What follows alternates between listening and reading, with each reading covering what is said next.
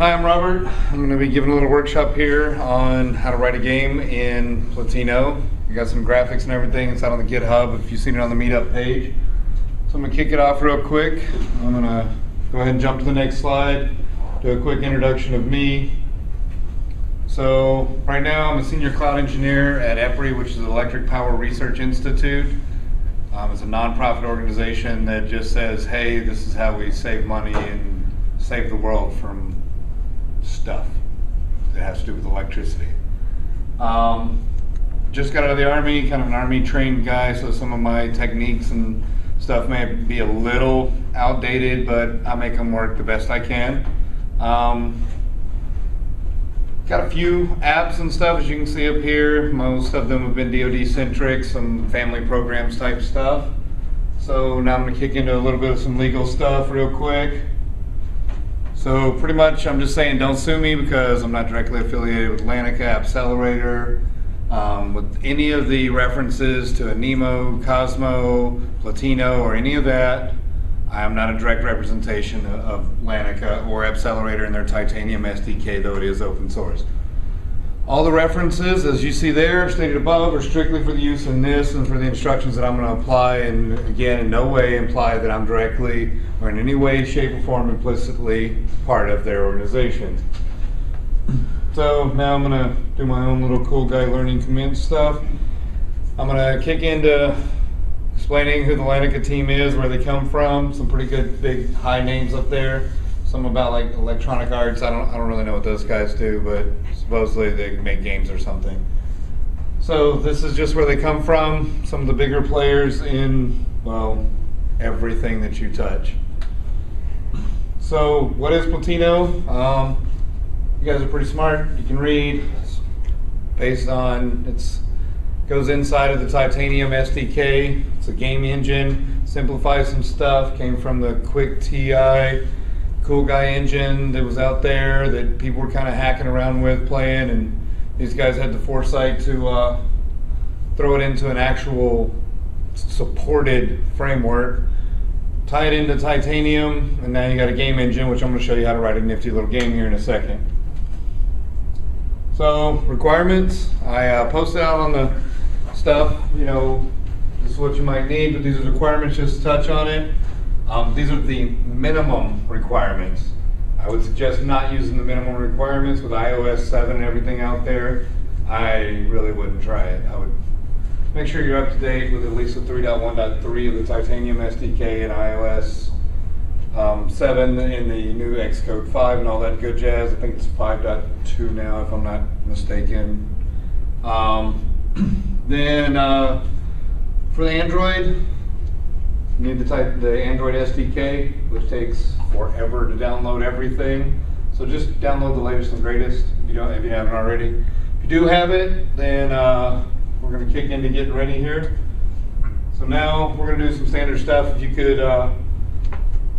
help me out here and break open your Cool Guy Titanium and start a new project, which I'm pretty sure you all know how to do. File, new, and just go over to a mobile project. I'm going to start out, I'm going to do just a single window application, the classic. And then you're going to put some cool naming stuff in there, so whatever you want to name it, or you know, Mummy Nummy is what I'm calling my little thing here I'm going to show you. Sounds awesome, but put in your project name and skip down to the app ID. Standard formatting, some name. Normally your URL, if you're using the universal app ID stuff for iOS, then it's going to be com.yoururl. Whatever you give it, because you're using the .star on your iOS for your iOS certificate. And then what version of the SDK you're going to use. This one I have 3.1.2, but you can use 3.1.3 also. Then select whether it's going to be mobile web, iPhone, iPad, or Android. The one I'm building is going to be iPhone only for right now, but I am going to touch on some Android specific stuff in there, just for simplicity's sake. So do all that awesomeness, then you're going to end up with your super awesome this right here.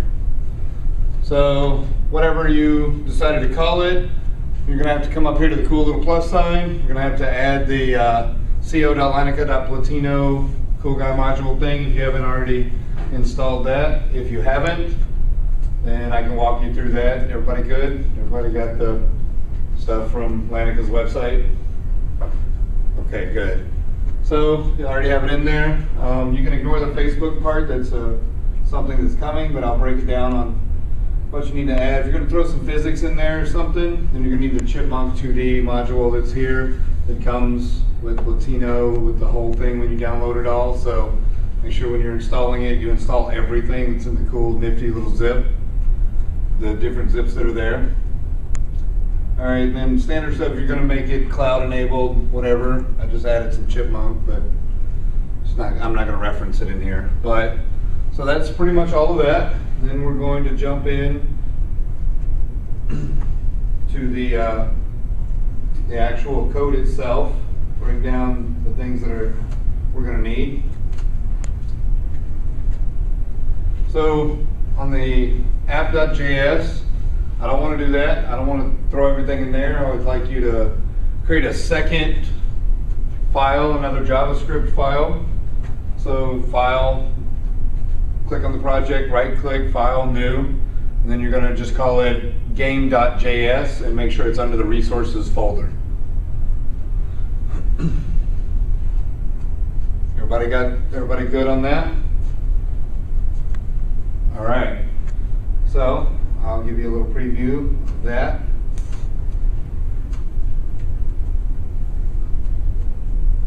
All right. So I'll get to the exports portion up there. We're going to create a new window right here. So it's var, lowercase window. I'm going to show you where I reference that here shortly.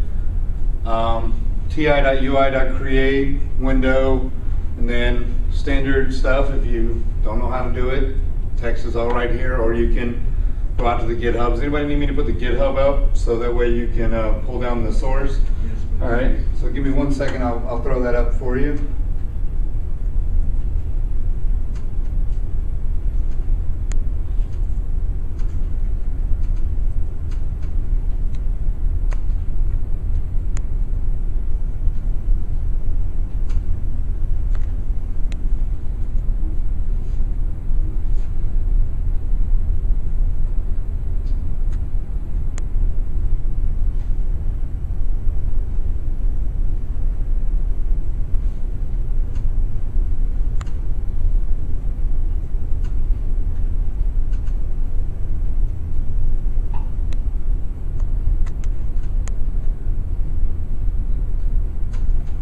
There we go.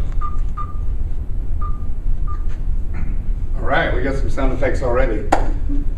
So right here it's Platino-project, so it's github.com/SigHillRob/Platino-projects, and then it's going to be Mummy Nummy, that's the name of it. Silly name, but it's all I could come up with in the 30 seconds that I decided to come up with a name. I'm not a marketing guy. So let me know when you got that. It's kind of big. I threw all the resources in there, so you want to edit the files or whatever you want to do. It's all out there. Free, open source, Creative Commons, attributed license. All the music is also public domain available that's used in there. And it's all from Sound Bible, so all of it is available at any time to anyone to use. So if you're going to make a production game, I wouldn't include these sounds, or most of these graphics, because they're not as high res and awesome as people expect. So everybody got the repository, I'm guessing. All right, so we're going to standard stuff like I said, var Platino require co.lanica.platino. Pretty standard stuff. You look at the API docs out on the lanica.co website, then you'll be able to pick up some basic stuff that you need. Again, as I referenced earlier, the ti.ui create window, color, make the background black for ease of use. So if you make a mistake, then it gives a sharpness to the graphics also. So then you're going to just create a variable for your game itself. So instead of typing so forth and so on, some long name that you've made, this is just the game for the scene, for the view that you're going to create for it. So then make that variable whatever you want to name it, whether it be game or game one, something, whatever works for you. So then Platino.create, capital G, game, capital V, view, and then put your little parentheses, your paren there, and then close it off with a semicolon. We're going to touch on this here. And for Lanica's social engineer there's, okay, I gave this thing a really cool name for the background music. It's Digestive Biscuit. I just thought it'd be cool and help me remember it. So this is just some stuff that I'm going to cover down on, and I'll cover on the Z index and why it's in there. This is just a little foreshadowing for you. So everybody caught up? Everybody good? All right, so I'm going to move on to the next cool guy window here. So then we're going to do a little game view setup like I alluded to in the previous here that you've already done. We're going to set our frames per second. Most games that I've seen out there are about 30 frames per second, but I haven't written 10,000 games, so performance indicates let's run around 30, no more than about 45 frames per second based on whatever you're doing. For like lower end Android phones, stuff like that, people that still have an iPhone 3 for some reason, if they do, I don't know who would still have that, but for those that do, so just keep it clean. Again, you can do, I wanted to reference this, you can do a color, whether it be 000 or black. You can type hex, which would be like pound FFF or something like that. It's not really particular in how you want to do it, just make sure it's something that you know that's easy for you. So we all speak a different variant of English, we all code a little bit different, so forth and so on. So then we're going to break down, we're going to create an array for our shapes and stuff so we can reference those, so we can put our center points and all that on there. We're going to create a variable for new items, which is going to be the objects in the game. Then we're going to call our scene, create a new scene, which very similar to the create the game view up here.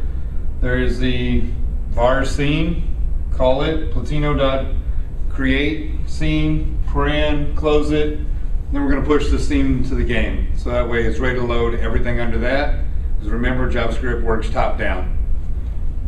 So we're going to push the scene, and everything below this is going to be on the canvas, so to speak, for this game. So everybody on par? Good? All right. If I'm going too fast, let me know. So I'm going to go over a few more variables. This is where it gets a little chaotic because you got to name everything. This is the most difficult part, but we'll make it as easy as possible. So with the background, we're going to call the background using the Platino.create sprite. So you're going to call that, open it, and then set it to an image, wherever you keep your images, whether it can be image in the images folder that you create. So if you guys wouldn't mind, go up to File on the top of this, or the name of the game, right click, File, New, make a folder, and just name it Images. Because by default it doesn't come in this single window application. All right. So let me know when you got that. A little nod of the heads, or whatever. Raise your hand up. Just don't dance on the table. All right. So now we're going to give it an X and Y, so that way we know exactly where it's going to sit. So if anybody can tell me where 00 is on a screen, is it top left, top right, bottom left, or dead center in the middle of the screen? If it's 320 by 480. Anybody? Anybody? Bueller? Top left. That would be my belief. Yes. So left to right, top to bottom. So left to right, top left corner, bottom right corner. Depending on the size, we'll get into that in a little bit. And again, I referenced the Z index is set to 0 there, so we'll get to why I did that. Now we're going to throw our player in here. You can call it a player, you can call it a ship, you can call it an enemy, you can call it SpongeBob, whatever you want. That's probably trademarked or something, but you know, you can call it what you want. But you need to create a variable, something that you're going to remember and that you can reference easily to make a determination as to what you want that person, thing, or object to do. So, create your character. Platino.create sprite, just like we did with the background. Throw it in there, and then we're going to give it an X and Y coordinate also. So we're going to set it kind of, so, I'm sorry, what's your name? Okay. All right. I'm terrible with names. Maria. Valerie. It's French, I'm sorry. I'm going to call you Val. Is that cool? Yeah, Val is French. Okay. Is that all right with everybody? Because I'm really bad with names. And I'm from Texas too, so I got a terrible accent. So this X here, would you think that'd be like towards the bottom or the middle, or where would you think that would be? Top left of the image. All right, so if I added that, the X here top left, and then I added 215 pixels, we'll put it in that format to it, that's going to bring it down, correct? Or is it going to bring it left or right? Two of us, this 9. Right, well, I'm just going to stick with the X right now. Yeah, right. Okay, and so for the Y coordinate, is that going to that'll bring it up or down, correct? Yes, X is left and right, Y is up and down. I get confused sometimes. So we're going to bring it down close to a little below middle of the thing and over off center. So that's where we're going to start our character at. So now we're going to create another variable for another image. There's going to be the interactive portion. So depending on the type of game, if you're doing a shooter or something, then this would be another character in it, or if you're running 2 characters, i.e. Galaga style with 2 ships, kicking it cool guy style, or like my game is more of a casual catch something type of thing. So I made it the player's basket, so what you're actually trying to, your referenced object. So now I'm going to do the same thing, but I'm going to call a sprite sheet. So I'm calling an XML document. This XML, we can use the, I'll show you. It's better to show you my super awesome XML here.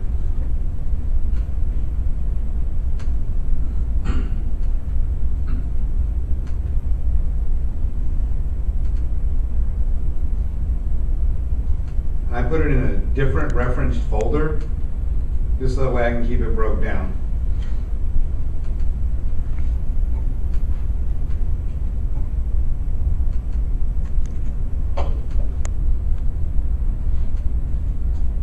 Alright, so I took everything else out of here just for simplicity's sake. It's a little bright, huh? Sorry. So what I'm doing when I'm calling this XML is I'm identifying the actual sheet, the sprite sheet itself that has all of my graphics laid out in it, and that's in the graphics folder under this name. Then give it its standard its resolution and stuff, and then don't let it auto scale, because if it's, say, like an iPad mini screen versus an iPad 2 screen versus an Android screen, it'll be different. So you want to set the graphics size and resolution yourself in the game. So don't let it auto scale. That's my experience. That's not everybody's, but that's my experience. So I got all my items listed here. And this is for the, so that way you can not have to call each individual graphic.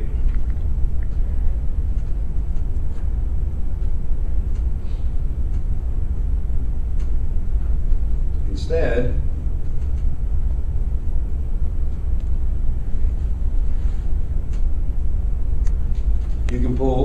wow, that's terrible. Shouldn't have done that. You can pull these little graphics right here, and that's it. So that way the only thing that you're seeing is I'm going to identify these based on this variable, this array that I'm going to call, and I have them all in this one sheet, so I can add some more random stuff to it. So close this up.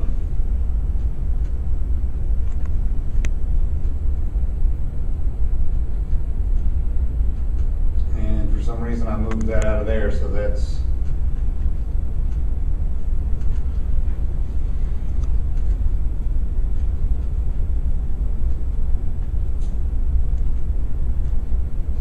so if everybody could just go ahead and create another folder called graphics if you haven't downloaded or you just want the experience to do such.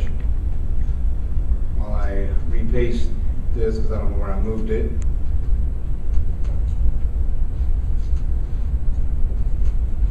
Back in there. And so I create multiple copies of things as I'm working on them. So now we'll get back to the presentation. We'll go back through this.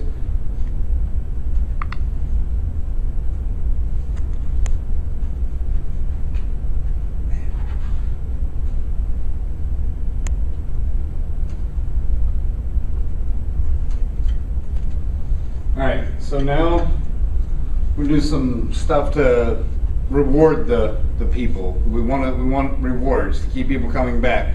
Raise up the analytics. Let's get some stuff really kicking in there so that way people want to play your game. So we're going to create some text box, some label boxes, some things that we can give feedback directly to a user. So that way you're really churching up this user interface. So throw some stuff together. Then I had referenced the XY coordinates earlier. Now I'm going to reference just a actual location. So I got top, right, width, stuff like that. If you want it to just be at the top, just put it at the top, and it'll put itself at the top where it's at, and then how far right you want it. So 5 spaces, the width of what you want it to not exceed. And then again, I'll cover this Z index in a moment. I'm getting there, I promise. We'll just create several of these, so you got to know how many lives you have. You want to know, what your score is and stuff like that. All this right here is just part of your user interface, and you can define a font as well. There are several font families that are included in Titanium and stuff. You can also name your own. I didn't get into that because there's some things you have to edit, but you can put your own font if you were to download like a web font or something, and you can reference that if you put it under your resources folder. So there's some of the user interface. Oops. So now we're going to create the area that everything is going to come from. We have to have our objects coming from somewhere. So I created, like I said, I was in the Army before, so I just call it a drop zone because stuff's falling out of the air. Kind of my weird thing. You see where I just have sparkle labeled here? That's from calling it from this .xml that's in the sprite sheet. That Lanica has a really cool sprite creator that you got to try out. They got a cool little video on it and stuff. So then you're going to set your X and Y positions just like you did, or you can make this X equals top or X equals right or top right, just like I'd referenced before. Then we're going to move, this is pretty much all of the drop zone stuff here. We're going to move into starting this whole function. If you're following along in the code, you see I skipped a few things that aren't super important. I just want to cover the big ticket items and the ones that cause me the most drama. So, that being said, now we're going to create a global function to start this round. And this is going to be called through the rest of the game. It's only 600 or 700 lines total. It's not including the spaces in between. So up here, we created this variable with the dropped items, right? And then we have different things here. And earlier on, when I said we were calling the variables, there was a variable var dropped items. So then we create other ones that take that global variable that was called and create its own little local variable. for dropped item 1, 2, 3, so forth and so on, and then call it from that sprite sheet. So now we're going to start the round. So we have our drop new items, we have our function, all this stuff starts. We have our animated items that we set an interval, which is in Titanium itself. All this stuff's in the API. And then we assign these functions to it, or these variables to it from previous. This is everything that's going to be happening as soon as the game loads. Then we're going to start the round. Then we're going to make a random function, because nobody wants a game that you know exactly what's going to happen. That's why Candy Crush is so huge. Because, well, one, you got to share on Facebook to get lives and all this other stuff. So now we create this from and to thing. So, of course, math.floor, so that way it starts at the bottom, works its way outwards, random, create that times this from and to that's up here, and then we're going to add, we're going to close it. That's pretty much it. This is the most random statement I could find out there. It creates a complete randomness of everything in here. Any questions? All right. So then we have to put our listeners in, so that way that it knows what's going to happen. So we have the listeners start, move, start your pointer, and this is where I'm going to reference that this is Android specific. Android has some very particular little things about it that make it a little harder to write cross-platform for, because it doesn't work with some different things that iOS does, and a lot of things are iOS centric. So this underscore pointer, if you go out to the android.com/SDK, I believe, it'll give you a lot of information that make things very touchscreen. They're very touchscreen specific for Android. And I discovered that by trying to run it on an Android, and it wasn't working. Like my finger would touch here, but it's coming over here. So this, it's also on Appcelerator's API documentation too. So these two, touch start and touch end pointer, is what tells Android, hey, where they touch is where you want to put the actual touch event. So we're going to add a window. Then we're going to call this z-index, and I promise I'm getting to that. Then we're going to declare the variables that are universal in games. So we want it to be full screen. We want the nav bar to be hidden, because I don't want to see that I just got a text message or something like that, so it interrupts my game. And then I'm going to close all this and say, cool, show me the window, show me everything I just did. And if it's right,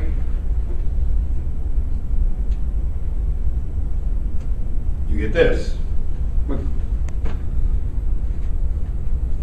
Oh, no, you wouldn't, because I didn't give you any of the graphics. So let me get to that. That's why I want to cover down on this z-index thing. So none of that. Did you ever put a graphic in, correct?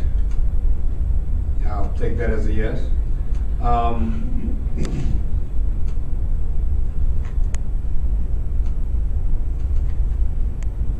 All of that is loaded in what everything in Platino or not Platino, in Titanium calls first, the app.js. That's why it's really bad idea to throw everything you've got in the app.js folder, which is why I had you create the game.js so you can put your game, the functionality of it, in there. So you want to load all your high-end things first, and then get to the logic of everything. And it, in my opinion, and for me, it helps separate it. So this is the part where we're putting everything, where we're overlaying everything on the back end that's running everything.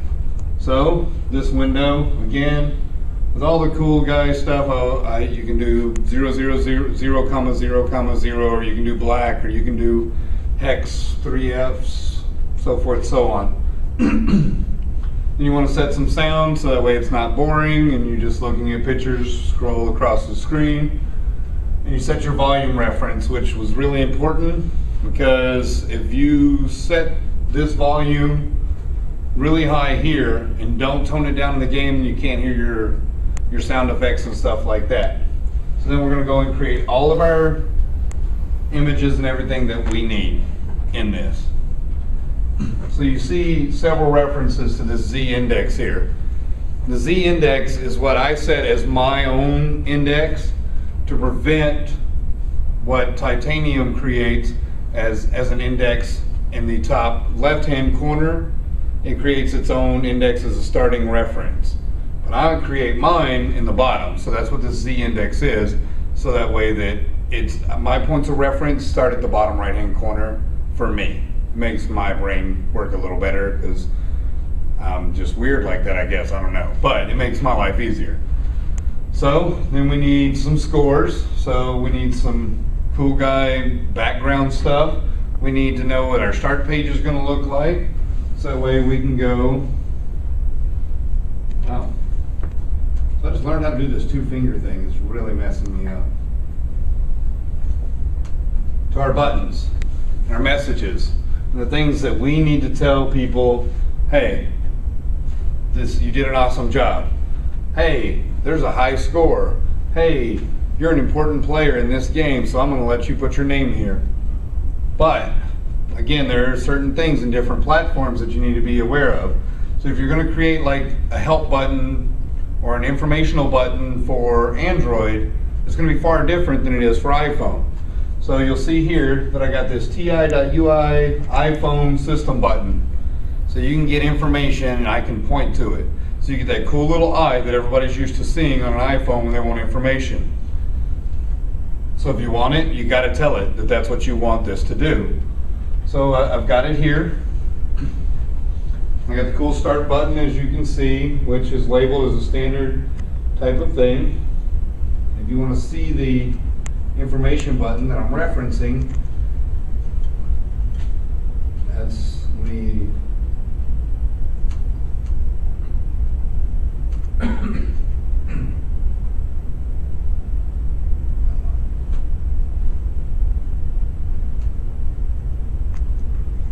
Show you this cool little I button here. So I can hit that information button on my iPhone and it shows me, oh, it's points for this game. So this is what I need to think about.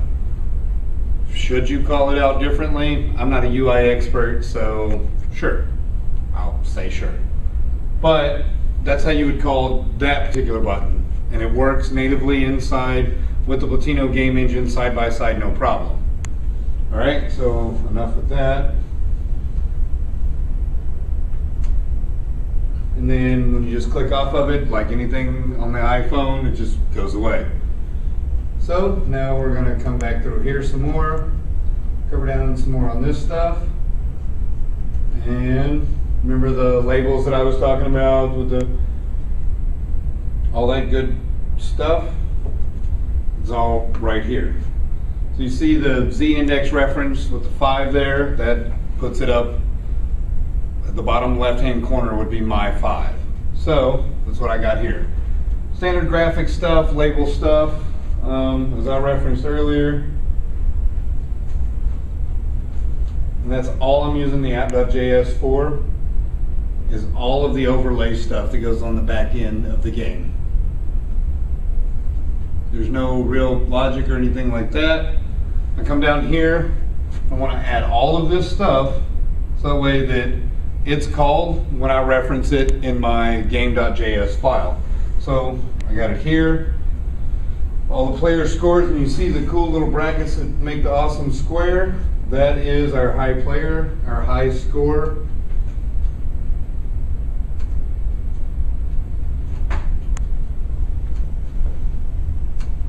Right here. So that way that you have a way that you can set this array that you can call it to. Then we're going to do a JSON and stringify thing to throw it in its own little back end awesomeness. This is when I discovered that I needed the ti.api.info, which is really important if you're going to be writing any kind of code, any kind of game. run this ti.api.info. I learned a little late in this, but you can call what you want it to be, right? So you post this ti.api.info, the array or function or variable or whatever, plus whatever, so forth, so on, so that way you can see what it's doing, and you can break down how to make what you think should work. Add things, remove things, and it'll show it in the console down here in this cool guy thing. So if I were to comment it out, I could show you how it brings it up and just displays info. So then the score array is here. You got to get the list, and you got to post the list, and it's all right down here. So you got to call it before you can get it, and then you got to post to it after you got it, and then you got to show it. Then when it's done, you gotta close it. You gotta set a button. You gotta do all the super awesome stuff.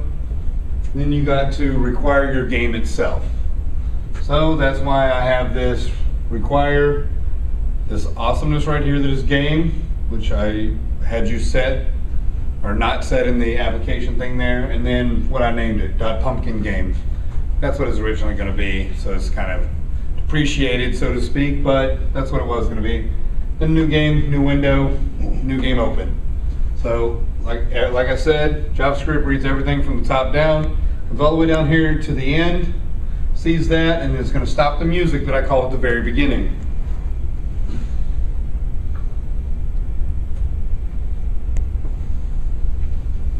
As soon as it switches, it's going to stop the music, and it's going to say, okay, cool. So it's looking for that, stops it, keeps on going, does some DPI stuff, so that way that the window that I'm pulling up, so if it needs to be 2 times the size because it is a iPad or something, then it knows, it looks, it checks it. Then it's going to add this second image that I created if it needs to, if the DPI exceeds 160, so that way you get a nice, clean, pretty picture. Then all of these are going to be carried on. Again, all of that, navbar hidden, full screen true. These games really suck if you can see the little scrolly bar thing at the top, whatever the header of the iPhone, the navigation bar. I don't like it. That's just me personally. Then we get into this. We're actually down here to the score array like I covered. And this is where everything gets called from above, the scores that you make and so forth, and then goes on. Questions?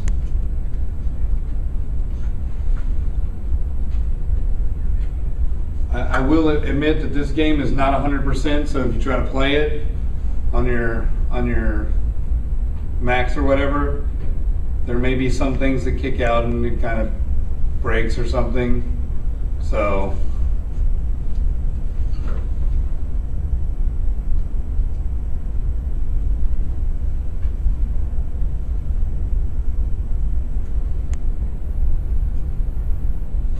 Alright, then we'll go over the items and stuff like that as they're dropped, calling where they're dropped from, and your scaling and stuff like that. But what I really want to do is see if you guys can make some changes on this game, this code here, and kind of do your own thing and change the text or change the character, Photoshop something. So, you know, take some free reign, play with the code, come up with something. While you're listening to me ramble on incessantly. So this is where we get into the logic of it, where we're calling where things need to go, the types of shapes, what the sizes are going to be, so forth and so on, so that way that we can have references for the fruits and or ships or aliens or whatever it's going to be that you set as your cool guide creature or enemy or whatever. It's covered here in the on touch and with our reference points and stuff. Questions? So now we got to move the items, move things. So we got to set intervals. We got to have a certain speed. so forth that we need on there. So we have to apply our sounds to the different items that we had in the XML that I referenced earlier. So each one, whether it's the candy corn or it's the ghost or the skull, whatever, you can set these tags on it, and when it sees that, when it reaches its certain event here, through all of this, then it'll play cool sound. All right? So a lot of this stuff, there's like 30 commands total, or 30 things we're calling, and all of these if-else statements that are here say, hey, how do I get this and how do I get that? That's all in, starts around line 405, I believe. So we'll cover through these things. Now, onto the items that we're going to throw down that come from that XML from the sprite sheet. So again, we're calling the items.xml. Oh, I messed that up, so I need to fix that. So I just noticed this, so I apologize. Then we call it, break it out. You can do your array this way. You can do it, you can break these down into like 2 things at a time. You can make it a long line. And I did find out that you can do a parentheses, build your array on a parentheses, and it makes it enlist it, and it makes your life a little bit easier. For me, it did anyway. So then you, again, add this randomization here, math.floor, parentheses, math.random, close that, times these items, dot, so you're adding their length, close it all up, and then your if else, if statements.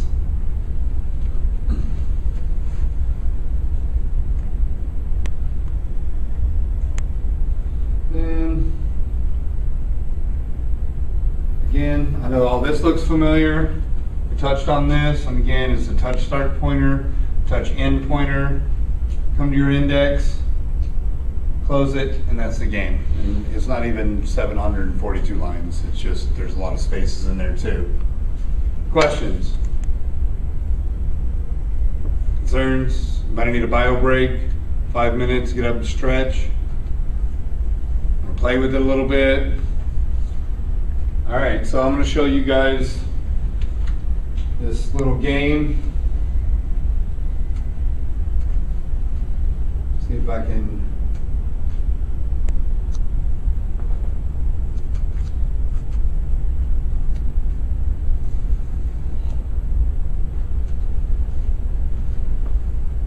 Yeah, I need to take that scale down a little bit.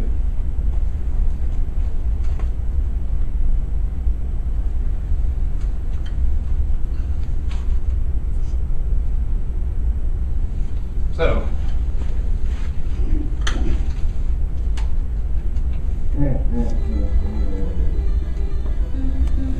take your little guy, your little cool guy basket, and you catch these cool things. You'll see the score in the top right hand corner go up. You see your lives are indicated by the 3 pumpkins there. There's this awesome candy corn.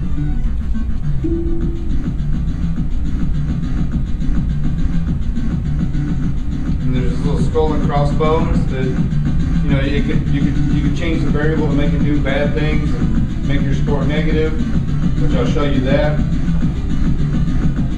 And then you want to reward the players at a random type of number. So this is at 200. So we're like, awesome, wow, yay, good job, congratulations. It pauses the game and leaves this message up there. The music keeps playing. So it's like, you know, Carlos is in a nightclub back there, and, you know, he's just kicking it. Valerie over here, she's like, all right. Valerie, how do you say her name again? Val. I'm just sticking with Val. So, gives them a chance to say, okay, awesome, wow. Random guy laughing. Oh, wait long enough and the randomization will catch up with you. So, you can change that to be what you want it to be. So you see the score. So what we're looking for here is a ghost to come down. Oh, I got a pumpkin. So I'll come over here to the pumpkin. Now I just got 1,000 points for my awesome pumpkin. So I just continue catching these things and wait for a ghost so I can show you the negative parts because I added everything as a positive. Pretty good at this game. Oh yeah, I mean I'm a killer at it. So you know, we just keep catching things, keep saying, hey, good job. You want to pause it? That's cool. You pause it, it keeps playing in the background. If you're playing, sorry, we'll start over. And yeah, I broke it. So you want to check your messages or whatever, you can do that. You notice that the game itself, when it's interrupted, it listens for this event. The sounds are pretty good. Sorry, they're all open source sounds, so it's what I could come up with. So I'll show you the splat when it hits and blows up. Oh, sad face, you lost all your lives. Your little thing there splatted and died. It's pretty sad face, so you can restart.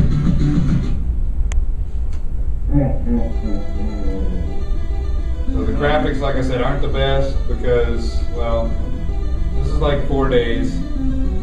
So when you get this pumpkin, it gives you 1,000 points. So you know that's one of your random little things, and it says, "Hey, good job, way to go, you're awesome. I wish I were as awesome as you." Whatever you want it to say. So you'll see your skull hit, and you'll watch one of your lives. Oh, sad face. Watch one of your lives disappear. And I'm really good at it because I've done this about 1,000 times. So, you know, it's just a simple little working thing.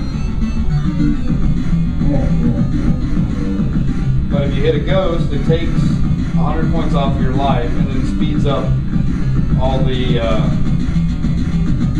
awesome little things in here that are falling at you.